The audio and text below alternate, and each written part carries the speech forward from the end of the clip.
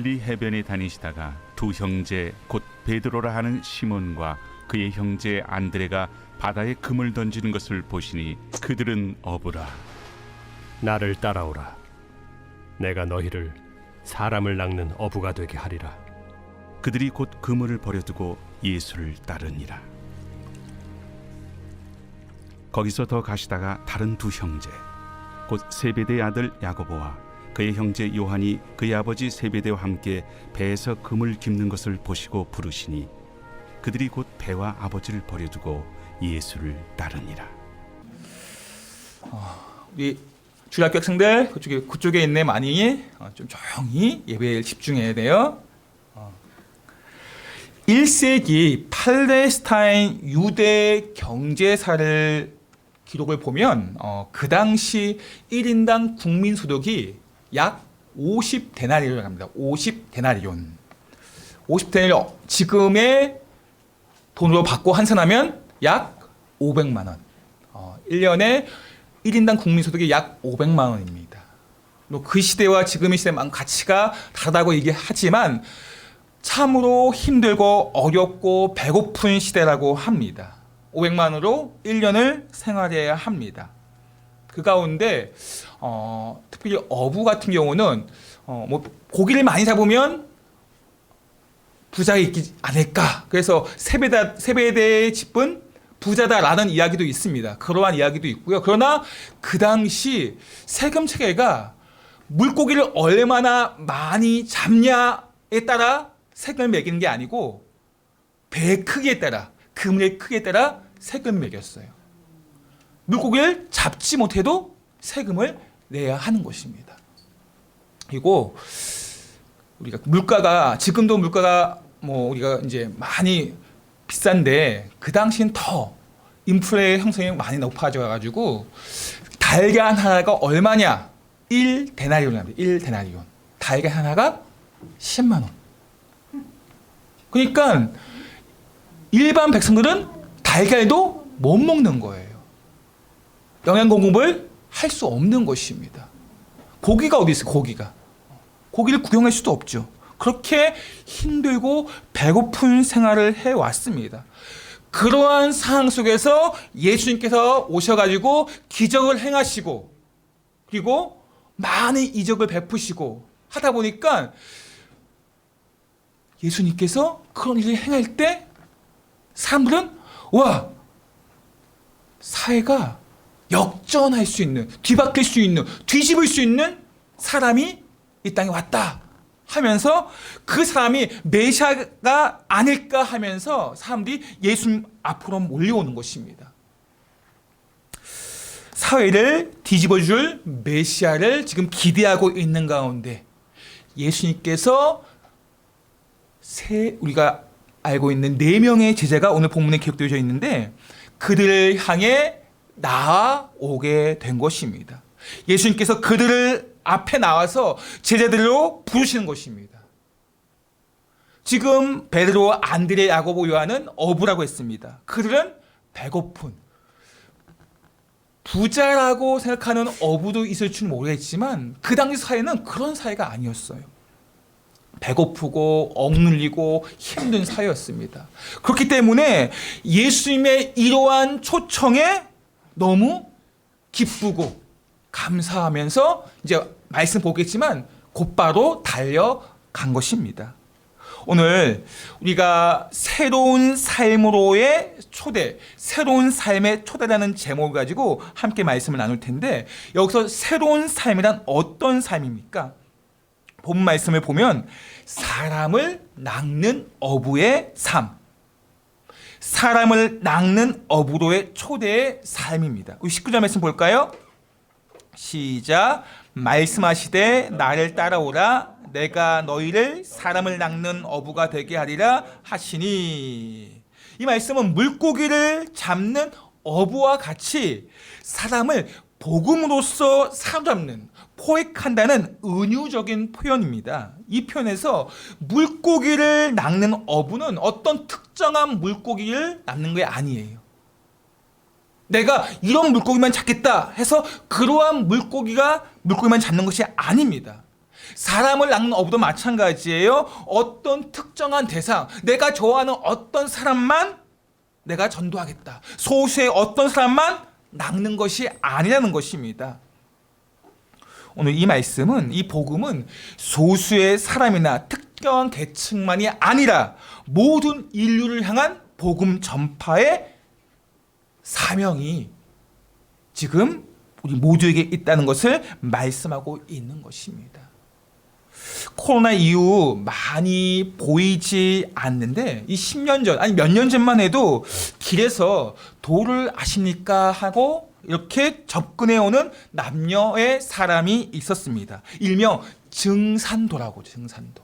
도를 아십니까 하면서 접근할 때 와, 얼굴에 복이 있어 보입니다.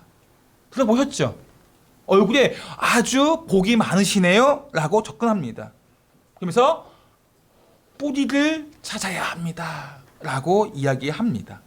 그런데 이렇게 도를 전하시는 분들이 또한 우리가 잘 알고 있는 신천지들이 위에서 지시사항이 바뀌었대요. 전에는 이렇게 뭐 다 전했다고 해요. 근데 지금은 지시사항이 바뀌어서 나이 많은 사람들 그리고 돈 없어 보이는 사람들은 전하지 말라고 한다요. 지금 젊은 사람들, 돈 있어 보이는 사람들 그들에게만 자신의 종교를 전하라고 한다고 그렇게 이야기하고 있습니다. 이게 자신들의 종교를 전하는 그들의 모습이에요. 그러나 복음은, 기독교는 특정한 대상이 아니라 이 땅에 살고 있는 모두에게 어느 누구도 예외가 아니라는 것입니다. 왜냐하면 예수님을 모르게 되면, 예수님을 알지 못하면 이 땅에 사는 모든 사람들은 죄에 빠져서 죽을 수밖에 없기 때문에 그렇습니다. 구원의 방주를 타지 않으면 죽기 때문에 그렇습니다. 그러므로 어떤 부함이나 성공과 명예를 가지고 있는 사람이라 할지라도, 어떤 권력을 갖고 있는 사람이라 할지라도 남녀노소 구분 없이 모두가 복음이 필요하다는 것입니다. 복음은 모두에게 필요한 것입니다. 어느 특정한 대상만이 아니라, 어떤 불쌍한 사람 필요한 것이 아니라 권력자든 가난한 사람이든 남녀노소 다 복음이 필요하다는 것입니다. 저와 여러분에게 그러한 복음의 사명이 있어요. 이 죄악의 욕망의 바다에서 헤매이는 사람들에게 구원의 방주로 인도하는 사명이 우리 모두에게 있다는 것입니다. 그래서 그 복음을 전함으로 인해서 참된 평안을, 복된 인생을 살아갈 수 있도록 하신다는 거예요. 오늘도 평안이 없이 이 땅에 삶에 지쳐 짓눌려 살아가는 사람들이 얼마나 많이 있습니까? 복음을 들을 때 그 삶에 참된 평안이 있게 되는 것이고, 복음으로 말미암아서 그의 인생이 빛날 수 있는 것입니다. 거짓된 것에 우리의 마음을 빼앗기지 마시고 복음으로 우리의 인생이 빛나는 참된 평안을 누리시는 저와 여러분, 또한 복음을 듣는 모든 사람들이 그러한 평안을 누리시기를 예수님 축복합니다. 그렇다면 예수님께서 새로운 삶으로 초대한 사람들, 그들은 어떤 사람입니까? 누구입니까? 본문에는 4명의 제자를 부르시는 내용을 기록을 하고 있습니다. 18절 보시면 먼저 2명의 제자죠. 베드로, 안드레에 대한 내용인데 볼까요? 시작. 갈릴리 해변에 다니시다가 두 형제 곧 베드로라는 시몬과 그 형제 안드레가 바다에 그물 던지는 것을 보시니 그들은 어부라. 이를 제자로 부르신 이유는 예수님의 구속 사역을 위해서입니다. 예수님께서 천국 복음을 전파하실 때 그와 함께 도우라고 제자로 부릅니다. 그리고 사역을 계승하기 위해서, 예수님의 사역을 계승하면서 교회를 세우기 위해서 부르신 것입니다. 이렇게 예수님은 당신의 사역을 함께 할 수 있는 제자를 부르실 때 즉흥적으로 부르신 게 아니에요. 가다가 괜찮아 보이네 하고 딱지면서 부르신 게 아니라는 것입니다. 오늘 말씀 보시면 금을 던지는 것을 보시니, 여기 보시니라는 것은 자세히 관찰하여 본다는 거예요. 주목하여 본다는 것입니다. 그냥 눈 한번 보면서, 흘겨보면서 얘는 내 제자야, 그렇게 정한 것이 아니고 그들의 삶을 자세히 관찰하여 주목하여 보았다는 것입니다. 그분의 신적인 통찰을 통해서 하나님의 아들로서의 능력을 통하여 그들의 기질과 성품과 그들의 마음을 자세히 파악하고 제자로 부르신 것입니다. 이들 뒤에 등장하는 야고보와 요한도 마찬가지예요. 베드로, 안드레가 형제인 것처럼 야고보와 요한도 형제입니다. 우리 21절 말씀 볼까요? 시작. 거기서 더 가시다가 다른 두 형제 세베대의 아들 야고보와 그 형제 요한이 그의 아버지 세베대와 함께 배에서 그물 깁는 것을 보시니 예수님께서 보시는 베드로, 안드레, 야고보와는 형제예요, 형제. 두 쌍의 형제를 제자로 부신 것입니다. 이들의 모습을, 베들에서 일하는 그들의 모습을 자세히 살펴보았습니다. 형제라도 함께 일하는 것을 어려워하는, 힘들어하는, 오히려 다투는 모습이 있는 형제들도 종종 있습니다. 의견이 다르니까. 그런데 오늘 본문에 기록된 베드로, 안드레, 야고보, 요한은 두 쌍의 형제인데 그들은 서로 합력하여 선을 이루는 말씀처럼 서로 돌아보고 격려하며 함께 일하는 그런 모습, 성실하게 협력하는 모습으로 일하였던 그런 모습을 본 것입니다. 아무 마찰 없이 트러블 없이 성실하게 최선을 다하여 일하는 형제의 모습을 통해서 좋은 팀이 될 수 있다는 것을 예수님께서는 우리에게도 깨닫게 하시는 것입니다. 하나님 나라와 하나님 교회를 세워감에 있어서 팀 사역이 참 중요하고 서로 합력하여 힘을 서로를 격려하고 일을 해 나가야 돼요. 어떤 한 사람만 독점적으로 그 사람이 달란트가 많으니까 아니에요. 하나님의 나라와 교회는 함께 일해 나가는 것입니다. 두 쌍의 형제가 서로 이렇게 의견이 다를 수가 있죠. 그럼에도 불구하고 서로 의견을 맞춰가면서 마찰 없이 일해 나감을 보여주고 있습니다. 그것을 예수님께서 보시고 우리에게도 그러한 것을 생각하게 하시는 거예요. 여긴 다양한 사람들이 있습니다. 다양한 사람들이 다양한 생각을 가지고 있어요. 뭐 어떻게 일을 해 나갑니까? 사옥이 많으면 배는 산으로 간대잖아요. 사옥이 많기 때문에 배를 산으로 가도록 내버려 둘 것입니까? 아니죠. 함께 어떻게든 맞춰가서 일을 할 수 있도록 가장 중요한 것은 하나님의 일, 그 사역이 주님의 기뻐하시는 일들이 될 수 있도록 서로 맞춰가는 것입니다. 그러한 모습을 두 쌍의 형제를 통해서 보신 것입니다.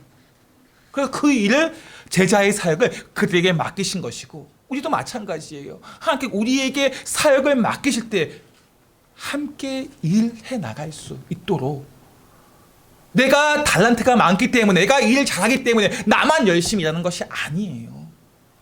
서로 못하면 끌어주는 거예요. 밀어주는 것입니다. 격려하는 것입니다. 함께 가는 것입니다. 이게 한 나라의 한 교회의 공동체의 모습이 되어야 한다는 것입니다. 교회가 왜 힘들고 어렵습니까? 어떤 특정한 어떤 한 사람만 열심히 하기 때문에. 물론 그런 열심히 특심하신 분도 계셔요. 그러나 함께 교회가 서로 합력하여 격려하고 위로하며 끌어주고 인도해 나가는 그런 공동체가 되어야 함을 보여주고 있는 것입니다. 우리 생명의 교회 공동체가 내가 머물고 있는 공동체가 그런 하나님 기뻐하시는 아름다운 공동체 되시기를 예수님 축복합니다. 예수께서 이들 두 쌍의 형제들인 베드로, 안드레, 야고보, 요한 이들을 부를 때 그렇다면 이들의 반응은 어땠습니까? 예수님께서 이들을 부를 때 어떤 반응입니까? 우리 20절 말씀 볼까요? 시작. 그들이 곧 그물을 버려두고 예수를 따르니라. 아멘.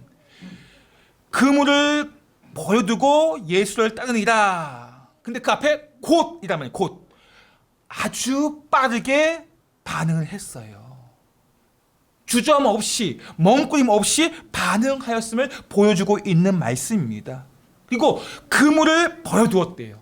자신의 생계를 이어갔던 수단으로서의 그 그물을 버려두고 갔다는 것입니다. 그물의 사용권, 그물의 소유권을 다 포기하고 예수님을 따라갔다고 말씀하고 있습니다. 베드로와 안드레에게 이 그물, 이 어부의 일은 자신의 존재의 의미이고 목적이었습니다. 이러한 어부의 삶에서 이제 예수님 중심의 삶으로 새롭게 전환되어야 함을 보여주고 있는 것입니다. 이 말씀은 예수님을 믿으려면 직장을 포기해야 된다 이런 말씀이 아니에요. 그 마음의 중심에 일시적인 것이 아니라 영원한 것을 바라보는, 그래서 영원한 삶을 중심으로 살아가는, 예수님을 목적으로 삼는 그러한 삶을 살아야 함을, 이 땅에서 내가 성공하고 명예를 얻고 좋은 데 가고 그러한 삶이 목적이 아니라, 거기에 생명을 걸 것이 아니라 내가 영원한 우리의 구원자 되신 예수님을 우리의 목적과 소망으로 삼는 삶, 이러한 삶을 살아야 됨을 말씀하고 있는 것입니다.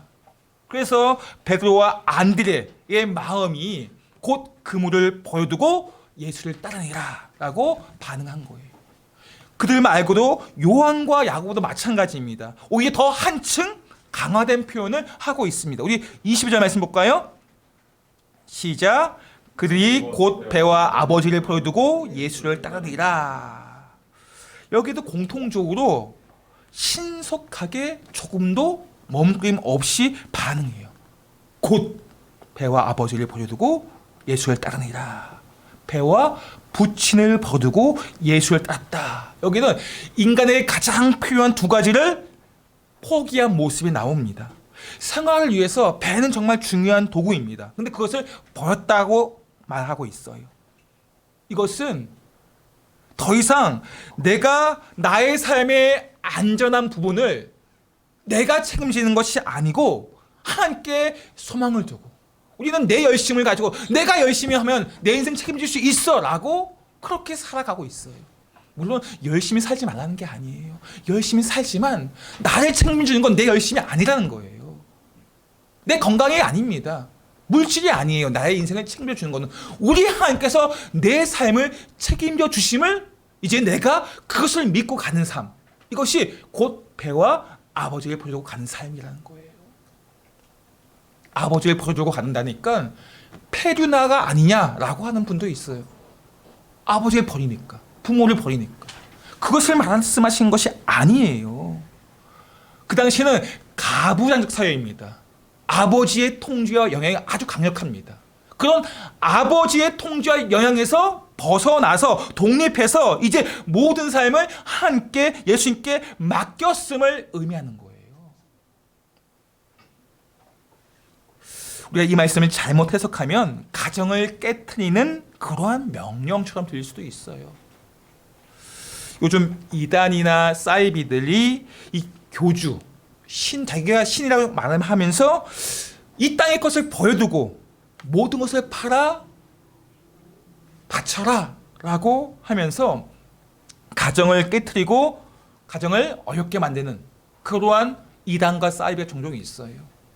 최근에 우리 일본의 아베 총리가 살인사건 때문에 죽었잖아요. 그 뒤에 통일교가 있었던 통일교. 그 통일교에 의해서 이 범행을 자행한 그 부모, 어머니가 모든 것을 다 거기에 다 헌신해 보인 거예요. 이로 말미암아 가정이 깨어지게 되고 어려움을 겪게 되었습니다. 그래서 그러한 사회와 통일교에 대한 불만으로 그 범행을 자행한 것입니다. 이렇게 이단과 사이비는 가정을 깹니다. 가정을 버려두게 합니다. 그러나 예수님 결코 가정을 깨뜨리라고 말씀하시는 것이 아닙니다. 육신의 안식과 평안을 위한 가장 필요한 것이 가정입니다. 이 가정의 소중함은 말로 다할 수 없죠. 그러나 이 말씀은 우리의 삶의 헌신의 태도가 어떠해야 하는가를 보여주는 말씀이에요. 모든 것을 버려두라. 우리의 삶의 헌신의 모습과 태도가 어떠한가를 돌아보게 하는 말씀입니다. 예수님을 따라간다는 것은 모든 것을 버려두고 예수님 따라간다는 것은 쉽지 않은 결정입니다. 그럼에도 불구하고 베드로, 안드레, 야곱, 요한은 예수님을 따르기로 결정하고 예수님의 초대에 응하고 있습니다. 머뭇거림 없이 결정하였습니다. 이러한 주님의 초대는 그들에게만 하는 것이 아니라 우리 모두에게 향한 초대라는 것입니다. 그들뿐만이 아니라 저와 여러분과 또한 많은 사람들에게 주님께서는 초대를 하고 계십니다. 그 초대에 머뭇거림 없이 주님의 초대에 응하는 그러한 삶의 모습이 우리의 가운데, 우리 가정 가운데, 우리 친족 가운데 있기를 예수님 축복합니다. 머뭇거림 없이 신속하게 일시적인 것이 아니라 영혼을 바라보는 삶을 향한 주님의 초대에 응하는 우리 모두가 되기를 바랍니다. 그렇다면 이제 새로운 삶으로 초대하는 예수님께서 우리를 사람을 낚는 업으로 만드시겠다고 말씀하셨습니다. 우리가 그 사명을 감당해야 돼요. 그럼 어떻게 그 사명을 감당할 수 있겠습니까? 19절 말씀 볼까요? 시작. 말씀하시되 나를 따라오라 내가 너희를 사람을 낚는 어부가 되게 하리라 하시니.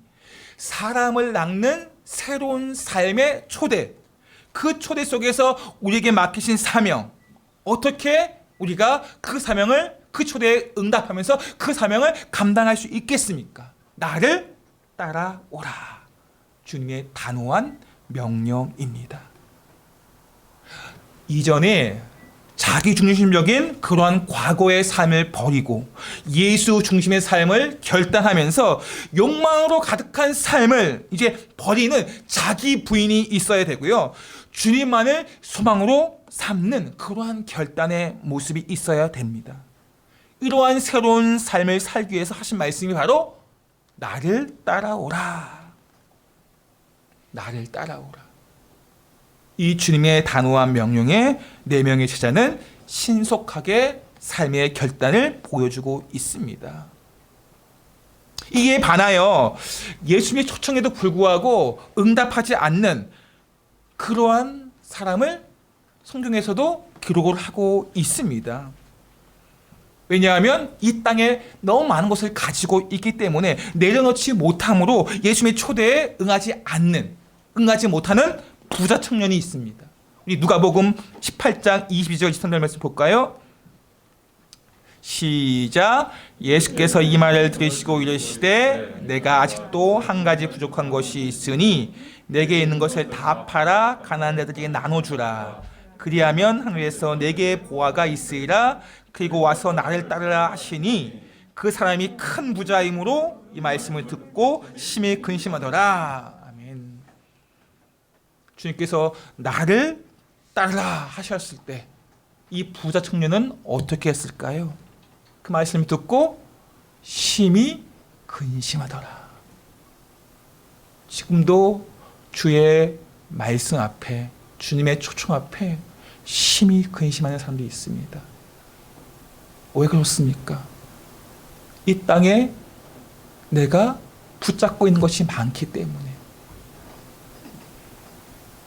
내가 이 땅에서 이루고자 하는 것을 내 힘으로, 내 능력으로, 내가 나 중심적으로 우리가 살아가다 보면 결코 주님의 뒤를 따라갈 수가 없어요. 우리가 얼마나 자기 중심적인 삶을 살고 있는지 한번 우리의 내면을 돌아보시기 바랍니다. 한 주간 우리는 정말 주의 말씀의 뒤를 따라가는 삶을 살았는가? 아니면 내가 원하는 나 중심의 삶을 살아왔는가? 우리는 보게 되면 알 거예요. 얼마나 내가 나 중심의 삶의 결단을 해오며 살아왔는가. 그렇기 때문에 우리가 또 이 자리에 나온 것입니다. 하나님, 내가 말씀을 듣고 또 우리가 회개하며 내 중심의, 나 중심의 삶이 아니라 자기 보인이 있는 하나님 중심, 주님 중심의 삶을 살기를 원합니다. 그러한 회개의 고백을 하면서 또 결단을 하는 것입니다. 오늘 이 말씀을 통해서 우리가 부자 청년의 그 모습처럼 심히 근심하는, 이 땅에 내가 갖고 있는 것이 너무 많기 때문에, 내가 나 중심의 생각이 너무 가득하기 때문에, 주님은 그렇게 생각하지 않은데, 이게 우리가 내가 생각하는 게 맞다고 생각하는 거예요. 주님의 생각보다. 내 자아가 강하기 때문에. 부자 청년은 예수님 따르러 찾아왔던 거예요. 나 예수님 믿기 원합니다 하고 찾아왔는데 정작 자신이 가지고 있는 것을 포기하지 못하니까 이 땅 것과의 집착과 욕심으로 예수님을 따르지 못하였습니다. 이러한 모습이 바로 어쩌면 우리의 모습이기도 해요. 찾아오는, 내가 예수님을 찾아 교회에 오지만 결국 내 욕심과 시험으로 말미암아 예수님을 따르지 못하는, 주님의 새로운 삶의 초대에 응하지 못하는 그러한 삶을 살고 있지는 않는가. 그러한 삶을 사는 사람을 향해서 우리는 기도하셔야 돼요. 하나님, 그 사람이, 우리가 자기 부인이 있는 나 중심의 삶이 아니라 주님 중심의 삶을 살게 해달라고. 예수님의 말씀을 따라 헌신과 순종이 있는 새로운 삶으로 살게 해달라고 기도하셔야 돼요. 우리가 예수님을 믿을 때 분명히 많은 그 놀라운 이들을 경험하기를 원하고, 변화를 원하고, 나의 체험을 원하고, 복 받는 것을 원합니다. 물론 복 주시는 하나님이셔요. 우리가 복 받는 그런 삶이 되기를 바랍니다. 그러나 이 땅의 것이 복의 전부가 아니에요. 눈에 보이는 것이 복의 전부가 아닙니다. 보이지 않는 그런 복이 더 많습니다. 우리가 그러한 복에 대한 하나님이 주시는 놀라운 복, 내가 생각지 못한 그 복을 우리가 바라보면서 이 땅의 복에 대해서 너무 집착하지 마시기 바랍니다. 주시면 주신 대로, 없으면 없는 대로 하나님 뜻이 있고 계획이 있고, 분명히 우리를 새로운 삶으로 초대하신 그 초대한 새로운 삶은 다른 삶이에요. 이전과는. 땅의 것을 붙잡고 거기에 나의 마음을 두고 거기에 나의 욕심을 두었던 과거의 삶과는 다른 삶이 새로운 삶입니다. 그러한 삶을 초대하신 거예요.